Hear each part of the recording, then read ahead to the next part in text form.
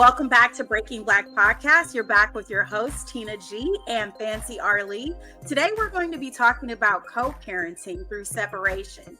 Now, in a previous season, we talked about co-parenting and the difficulties of navigating relationships. So today, we're going to be going deeper on the topic and just talking about kind of some of the better ways that we can navigate co-parenting after a separation or a divorce.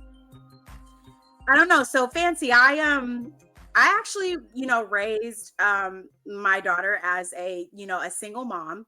I was in a relationship, and I talked about this on the previous episode about co-parenting, where we separated, and we kind of had to start navigating what it was like to co-parent our child, just being in different geographic areas, which was very challenging and also very costly.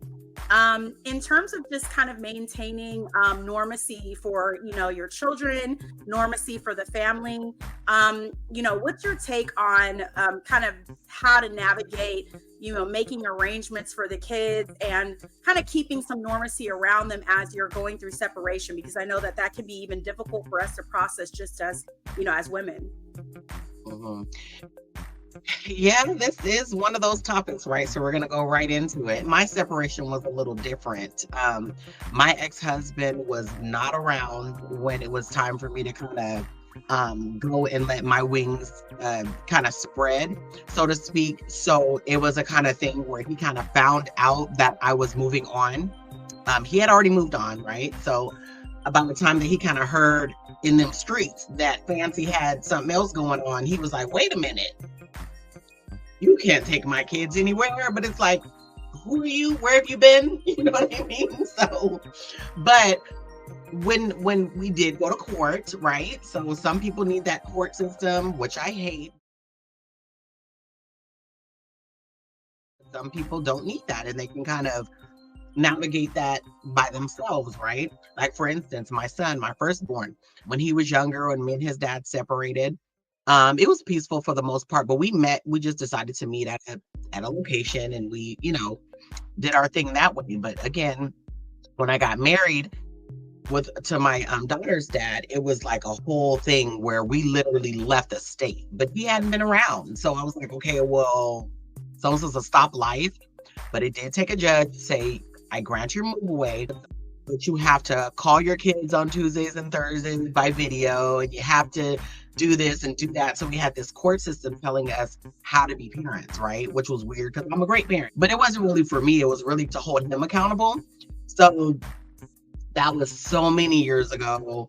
But now that we're in a different state, of course we have to, like you said, as far as the finances, right? You pay for this, I pay for this, however you guys see it. Okay, you pay half. Are we flying with them? Are we getting a chaperone? Are you sending your mom? Is my mom taking it? Like, who's taking who's doing what? Who's going to come pick them up? Who's going to come drop them off? Right? Because they're still young. But then of course COVID happened, so that made it a little bit difficult when it's, out of the States and things. But, my door is always open and you can come visit, but, that still hasn't happened. But, I digress. But there has been no drama, right? But I think that in a healthier dynamic, in a perfect world, I think that co-parenting after a breakup or after a divorce, or even after a one-night stand, I think that it is something that people can do if they have that solid understanding of, this is what it is, this is what we're going to do. And in anything I say, set boundaries.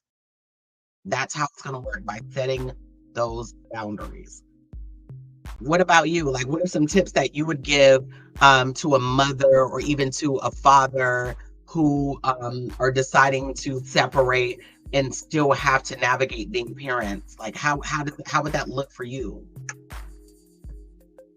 I didn't really consider this at the time when we went through our separation, but I think I probably would have gotten counseling, like family counseling. Looking back on it, I just think that it's a very difficult space to navigate. And, we have different experiences in terms of our relationship status kind of, when we were having our children. But in my particular situation, we had like a really close-knit relationship.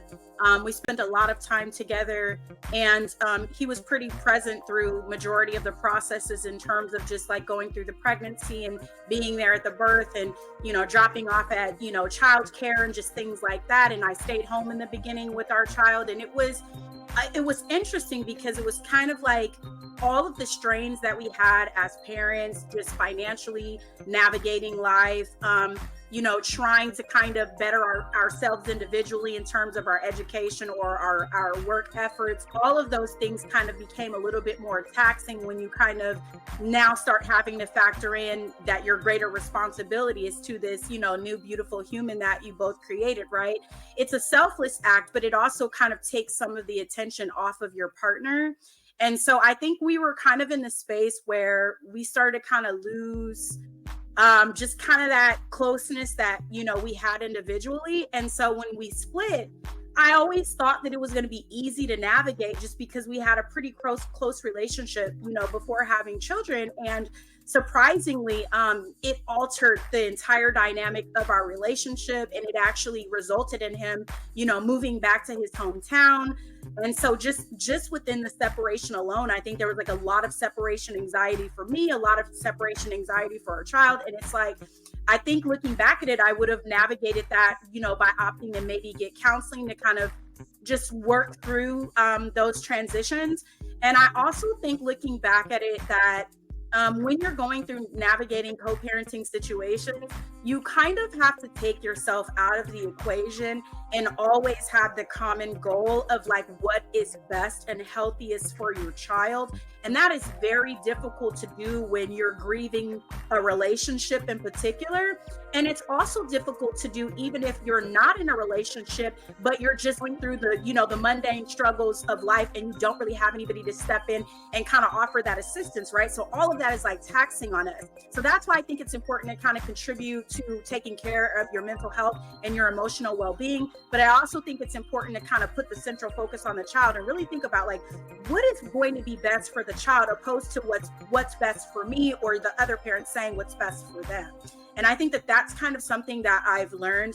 I also think you have to go into it with a plan. Essentially, when you're splitting up, it might be a good time to talk about like, what is this going to look like for us? Like the same way you map out your relationship, right? You look at how your relationship's going to look in the present and in the future. No one ever does that when they separate with their kids, right? It's just kind of like we separate, we're thrown into this, this free fall and we're just doing whatever we can do. But maybe if you sit down and talk about like, what is our family plan going to look like now that we're not together anymore? Maybe you can kind of get on one accord about what the best course of action will be for your children. And I think that that's something that I would really implement if, I were ever in that situation again, or definitely would have considered doing that, in the past. What are your thoughts, like, as far as just kind of the expectations of your children? As a mom, sometimes I feel like if we're raising our kids, maybe even raising our kids single, that they kind of have an expectation of us that maybe it sometimes takes a village to meet, or it takes two parents to meet. Like, do you feel any pressure with kind of keeping up with, with those expectations? What's your take as far as that? Yeah, absolutely. And yes, all of the above. I actually, when me and my ex-husband first did split, right?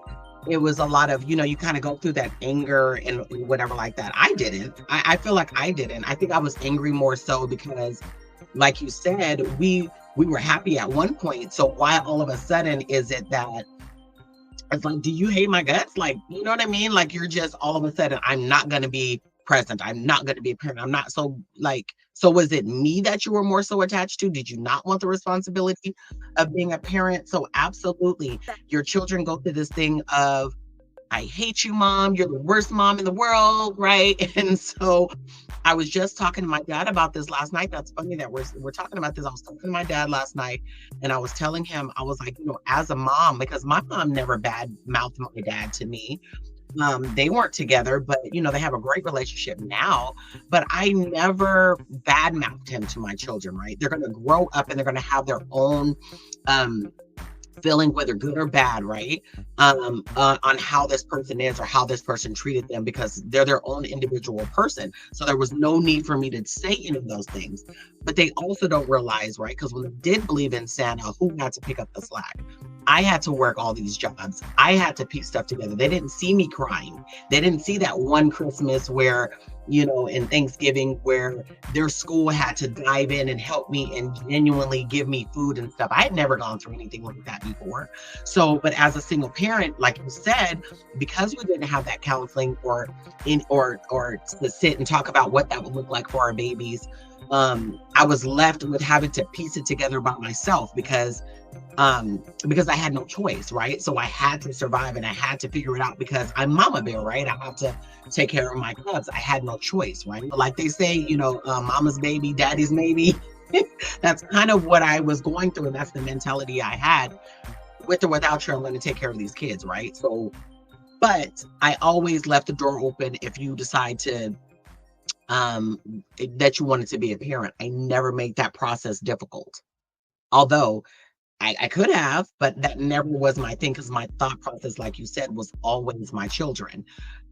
But my oldest daughter did take it, the hardest, of course. So I got her therapy. I'm very big on therapy. Just like we have to take care of our bodies, we have to take care of our minds. And I saw that she needed that. They say daddy issues, right? So it definitely, because sometimes I don't know what he thought, but those kids, they do go through that if they're not in the same household, right? So I did get her the therapy and it did help her, but because she built that strength in that thing, she finally was able to sit down and tell him how she felt, which you have to be able to do that too. And if you're not going to be that parent that is going to be the one that's going to stand up and co-parent like you should, be prepared for your children to give it to you straight. You know what I mean? So, I'm just on that opposite side of the fence. I didn't have a co-parenting experience where I could just call and be like, hey, you know what? I got this gig real quick. I got to go do this and I got to whatever. And he's pulling up. It wasn't that for me. So I had to find other ways to navigate and do things to where and to be honest with you, Tina, it actually built me to where I was in a space where I don't need anybody to do anything for me now at this point. You know what I'm saying? Because if they own daddy ain't gonna do it, who's gonna help me? So it was never a thing where I felt like I needed to call anybody, his family or my family or whoever, because I got this. You know what I'm saying? I've already proven that. You know what I'm saying? So, but like you said, it does take a village. Outside of my mom, really, I didn't have a village. You know what I mean? So I had to piece it together the way I knew how. But the thing is, and I know I'm getting off topic a little bit, but that actually, the foundation is very important for children because they kind of take that and they build their own idea of what they think their parents are. They kind of go out into the world and then they have to be left to piece it together on their own. And that's not what I want. And that's what I love, that I have an amazing partner now, to where we leave the door open for our kids to talk to us about anything. They do talk to their dad and things like that. But again, the door's still open. If he would want to do more and be more involved, my door is always open. So, it is what it is. So what effect do you think that co-parenting has on the children? Because it's like, we as adults, we're like, I hate you too, I love you too, and we don't really think about the kids. What type of effect do you think that it has on the children? Yeah, that's a great question. I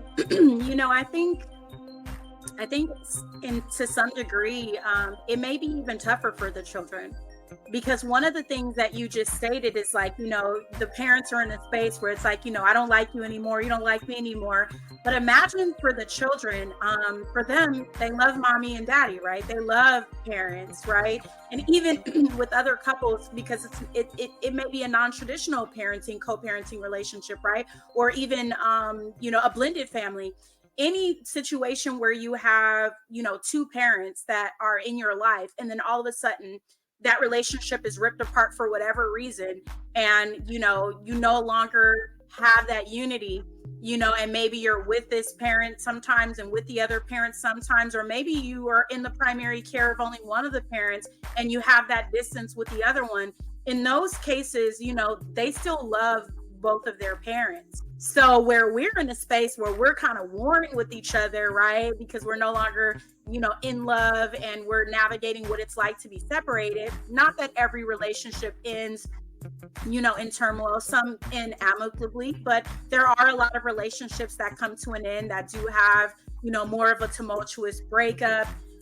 In all of those cases, though, most times the children, still love both of those parents. And so I feel like it's harder for them to probably navigate their emotions and navigate their feelings, because in the end, they're going to be seeing, no matter how much we try to hide it, no matter how much we try to keep them separate from it, they're going to see the changes in our behaviors and our dynamics and how we're feeling towards each other, how we speak about one another. And I think, like, for them, that's probably an even tougher spot. If those parents are navigating into new relationships and they're bringing someone else into the equation, they're also, potentially having to navigate that. I myself was a product of being raised by a stepfather. My biological father, he's in my life. I love him. My beloved stepfather has since passed away, but he has raised me since I was about 18 months old. He was in the house with, our mom, and it was, he loved me unconditionally, even though he's not, he wasn't my biological father, and all of his family members embraced me and accepted me, even though, they're not my biological family. And so it's like, I have like this extended family that's like a huge part of my life.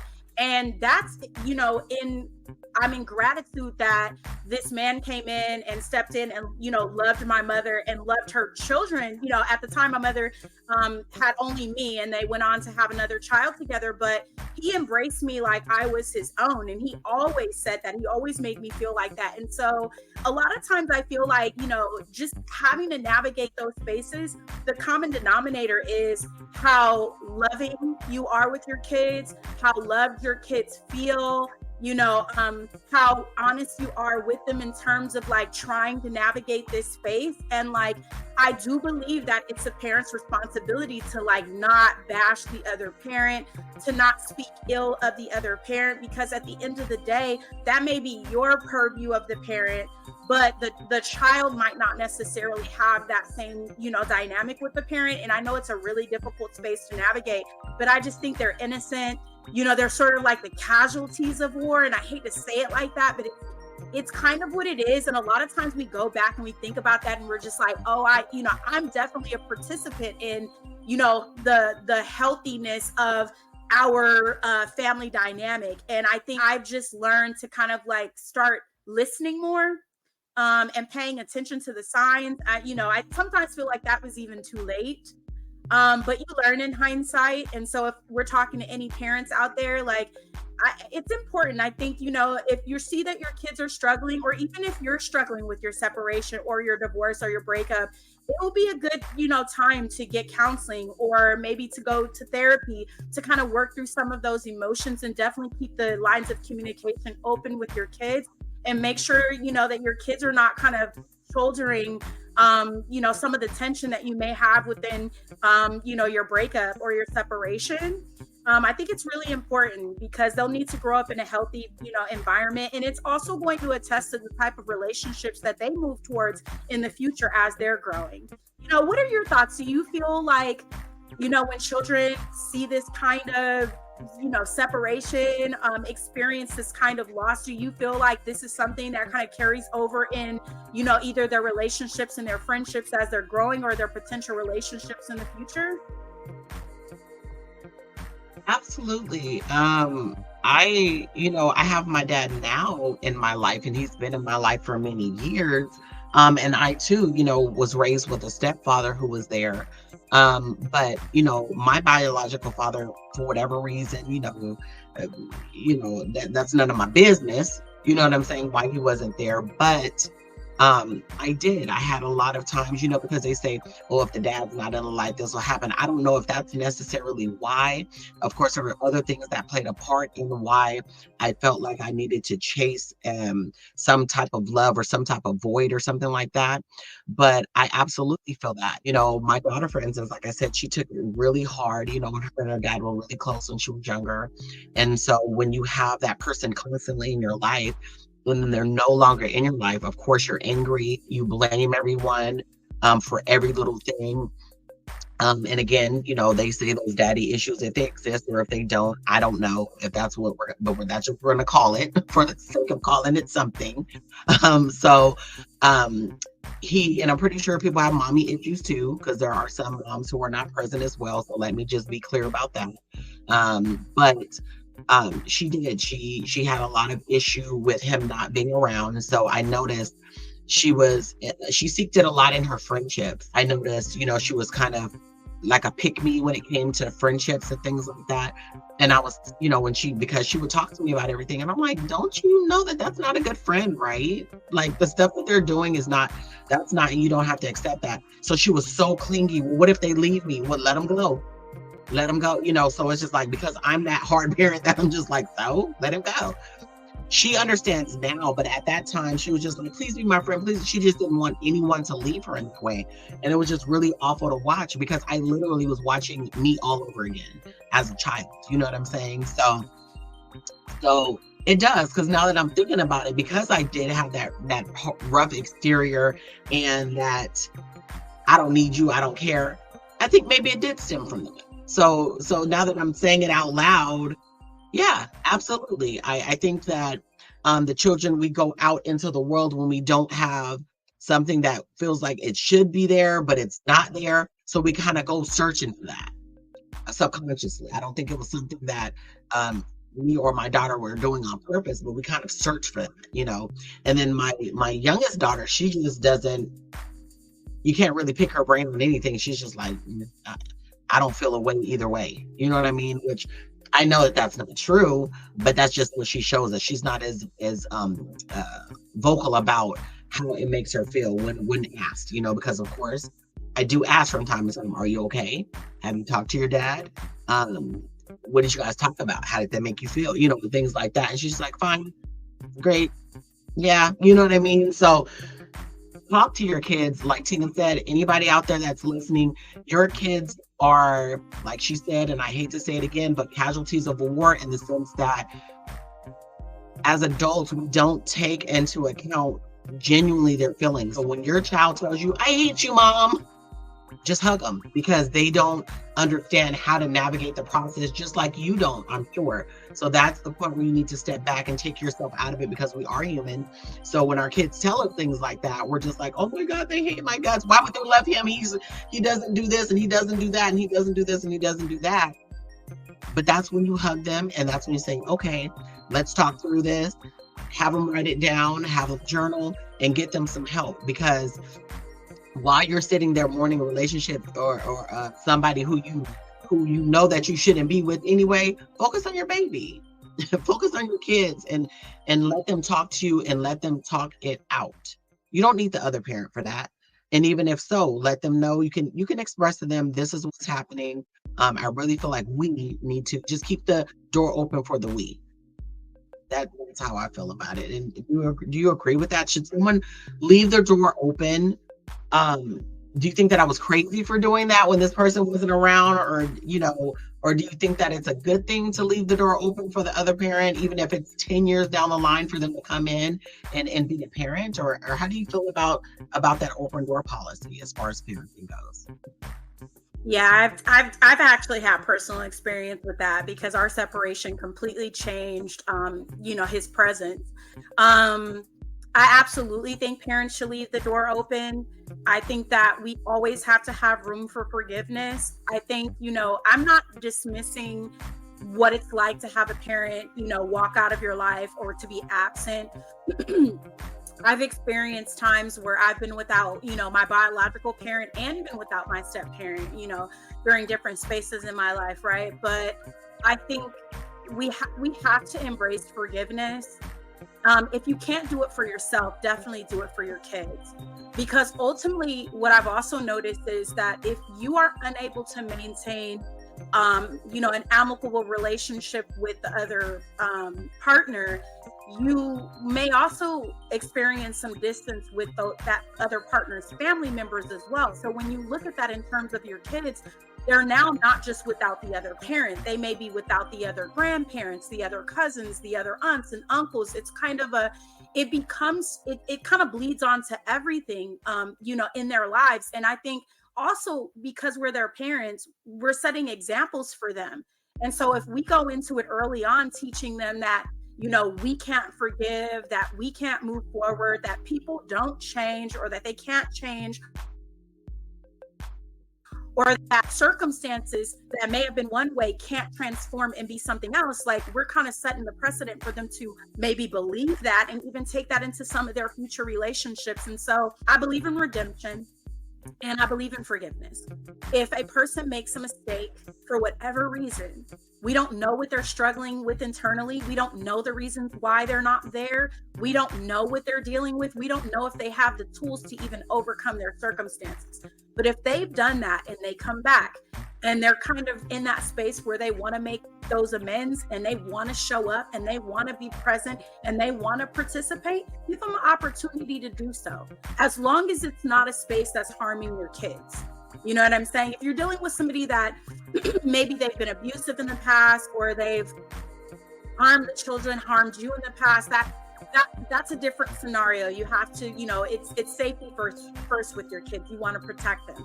But if it's something that's not involving any kind of like violence, domestic violence, or abuse of any kind, or neglect, I think that, giving the parent the opportunity to redeem themselves and come back into that child's life could be beneficial for the children. And I definitely can see it being beneficial for the family dynamic overall, if you're able to work through those things and, cohesively co-parent together. Speaking on that, I don't want to leave the men out of the conversation. So I know that there's probably fellas that are watching this. There's fathers and dads that have gone through separation, gone through divorce, gone through breakups, maybe have dealt with the court system and haven't had the opportunity to be full custodial parents to their children and things of that nature. I would love to hear from the fathers as well about what your takes are when you go through separation or breakup in dealing with your kids. If you're doing, visitation or every other weekend, or you're having difficulty maybe even navigating co-parenting your children, drop a comment. Let us know what your thoughts are about it and what you feel like we could talk about in the future that might be more helpful towards kind of providing a resolution for even men that may be going through those types of challenges. Do you feel like, they may share in some of those same experiences, and maybe, sometimes we're in our feelings and we might not be looking at those things? Like, what are your thoughts about that? Heck yeah. Because if there's one side, there's always another, right? So I definitely have seen it with my own eyes where men have wanted to be there for their children, and the mom is just like, well, since you don't want to be with me, or since you don't want to buy the Jordans, and since you don't want to buy the da-da-da-da. So I definitely understand that there's a side where, us as moms can get out of the way. And I'm speaking to the women who, they know who they are, right? Because there's a group of women out there that we hear about all the time. Men say, well, you're making it difficult for me to even want to be around my child, or because I have to deal with you, right? Because we hear that a lot. And I feel like, sister, you need to move out the way, because your child is not going to grow and is not going to understand, because in their eyes, they're, both of their parents hate them so much, they're going to go seeking they're going to be out there in trouble. They're going to be promiscuous. And it's not just because, oh, daddy wasn't there. It's because you guys are bickering so much. Kids are smart. Even though you're not doing it in front of them, they know, they can feel it. So move out of the way and give that space for him to actually come in. Who cares? Because he has a new girlfriend. You know what I mean? My ex-husband, wife at the time, she's amazing. She actually was just out here visiting with their daughter recently, and I love her to pieces. You know what I mean? She always treated my daughters so well. better than he did, but whatever, I digress. But you know what I mean? Like you never know what's gonna blossom. It's time to grow up and just really put those children first and understand that it does take a village. So if that's extending it to a new girlfriend, get to know her. You know what I mean? Like make that space open for anybody who wants to come in and be good to your kids. So if that's the person that you decided to lay down with and have that child, why not? What are you in the way for? Why would you want to be in the way of that? My heart goes out to the gentlemen out there who genuinely want to be a part of their children's lives, even if they don't have a lot of money, because people say, oh, well, you need to pay these. It's not a transaction, sweetheart. They want to be in their children's life. If he got to catch the bus to your house, hey, that's more than what most of these men with cars is going to do. Let him get on that bus, come get that baby, walk on the street and go to the park. You know what I mean? If that's all he can do, and if that's all he can lend that baby, that's all that baby needs. That's all that baby needs. So get out of the way, get out of the way, get out of the way, and let us parent our kids in a happy and healthy way, and a way where boundaries are also set, in a way that communication is key. And I'm gonna leave it there because I'm getting passionate, Tina. I'm getting passionate, girl. No, I love that you said that. I think that that's a great point. The point that you brought up about, just allowing the other parent to parent the child, regardless of their financial circumstances, them being able to do whatever is in their means to do. I love that you mentioned that, because I think that that's a huge part of it. Our kids don't really, at the end of the day, they don't care how much something costs, or, how Yeah. extravagant it is. They just love that time. They love, enjoying their time with their parents, having fun, so at the end of the day, I think you said it. I mean, that's the most important thing that you can do. Allow them to provide what they can for the child, allow them to be present, do the best that you can. So on both sides of the equation. So with that, we're going to conclude this episode. I do want to thank everyone for tuning in to Breaking Black Podcast with your host, Tina G, and our co-host, Fancy Arlee. Stay tuned for more. Don't forget to follow us on Facebook, Instagram, TikTok, and Twitter. And also listen to us on Spotify, Apple Podcasts, iHeartRadio, Amazon Music, and Patreon. We'll see you next time. Stay tuned.